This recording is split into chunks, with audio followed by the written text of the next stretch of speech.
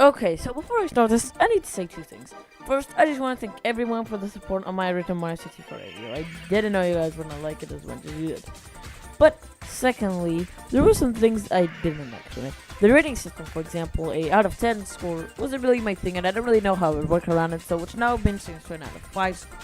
And just to explain, a 3 in that scale means a game is average. Not good, but not bad. So anything above it means that, well, it's good, such as a 5 or 4. But anything below it is bad, such as a 2 or, God forbid, a 1. Just wanted to point that out. Also, Mario 64 is now a 4 to 5, by the way. So after the very large success of Mario 64, Nintendo continued to make more Mario games. Some great and some not so much. Anyways, after the days of the Nintendo 64, Nintendo had released the GameCube, a system more powerful than most consoles in its generation.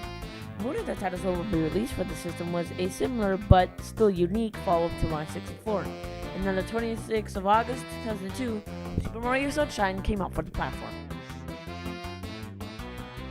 So you may remember my Mario 64 review that I went over each individual level, and that is a decision I regret doing. Mainly because the video went longer than it should have gone on for, and that I missed the opportunity to talk about certain gameplay aspects. So I'm not going to be doing it for this video. Don't fucking ask me for it in future videos. So shut up! The story is that Mario, Peach, and a new elderly Toad character known as Toadsworth are going on a vacation to the tropical paradise called Isle Delfino. During the flight, a video of Isle Delfino is shown. During the video, Peach notices a strange shadow of Mario in the background. Wow, Piantos are some dumb motherfuckers if they couldn't see a middle-aged Italian man jumping around in a poster during fucking production. These assholes shouldn't even know how court works. Also, yeah, they have a court scene. It's dumb. Anyways, it turns out that the strange shadow figure of Mario is painting the town with strange graffiti that removes the shine from the town. This means that the Piantos are indeed stupid or just colorblind. Because fucking the Mario's... You know what, never mind, I'm gonna cut the part out. Mario spun a jail cell and is sentenced for public cleaning of the town using flood, a device created by Dr. E. Gadd from Luigi's Mansion. Yeah, as you can tell, the story is way more complex than 64's 2 fucking text boxes for Bowser and Peach. The story isn't as complex as, say, I don't know, Kingdom Hearts 2 or something, but it's pretty good and it's one of the game's finer aspects that make it superior among 64 and the other games. Anyways, we started playing the game, and the first thing that I noticed is that this game is definitely good looking. Compared to 64, and even as a standalone title, this game looks awesome. Now, while I do think certain areas are a bit too low polygon, and they certainly could have done with some coloring in this game, specifically in Peanut Park, they do certainly look the part in terms of the colors and geometry, and it really does make you feel like the levels. It makes you feel like you're in the fucking idiot. And the music is spectacular as well. In my opinion, while not every track is super memorable, there is no competition they are better than 64. Best in the franchise, I'd say no, but they're in the top 5 in my opinion. And you know what? So far this game does seem promising. The reason I went through the hassle of trying to get a memory card, and then a GameCube, and then a controller, and then fixing the damn controller because it broke around the ground or something, it was because it looked very good. Keyword looked.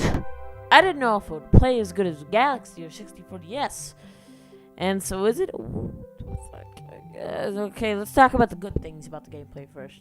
First off, I like Flood. I like his inclusion in the game. Flood has 4 different modes, or nozzles as the game calls them.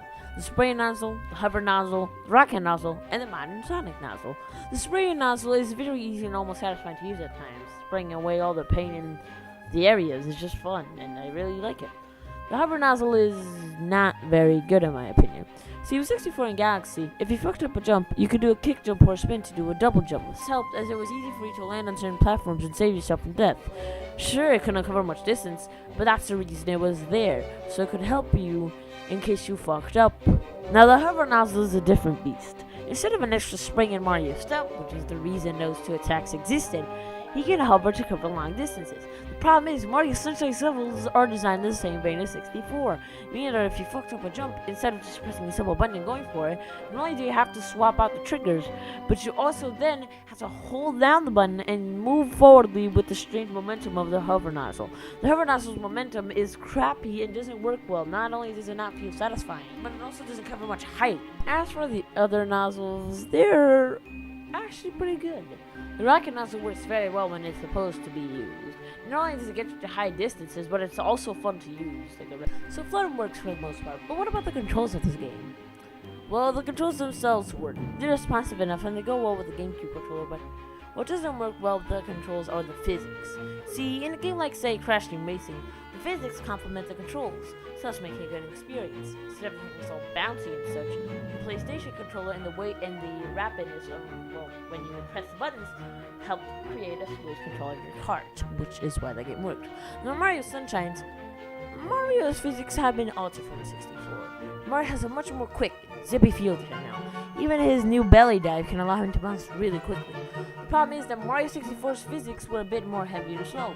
This also allowed players to use the 64 controller to their advantage because it's a fucking mess, except for the water levels, but whatever. Sure, players still had things like the long jump, but it was kept at a slow and bearable pace thanks to the level design, and it was still fun. And as I said before, level design in this game is designed like 64. And yes, while it is fun at times, the more difficult and smaller platforming sections don't work with it when you're not using the fucking hopper nozzle to basically skip the entire thing. But you want to know what's worse? What this game's worst problem is? Well, in Mario 64, the objective of the game was to get the power stars. There were 8 in every world. But in order to progress, not all of them were needed. This was very clever because if you weren't enjoying a level, all I had to do was pick another. Plus, there's stars which don't even require the selecting of the star itself to earn, like the 100 coin stars of the Ching Chomp and Bob on Battlefield. So, Mario Sunshine, if this is the genius system that worked well in your predecessor, then why not do it?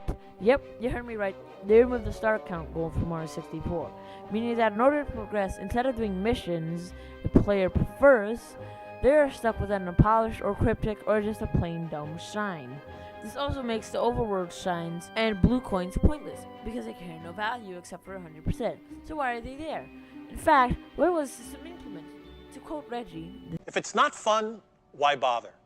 Since I find myself doing more difficult and not fun shines due to the shitty physics and engine discussed earlier, why do it?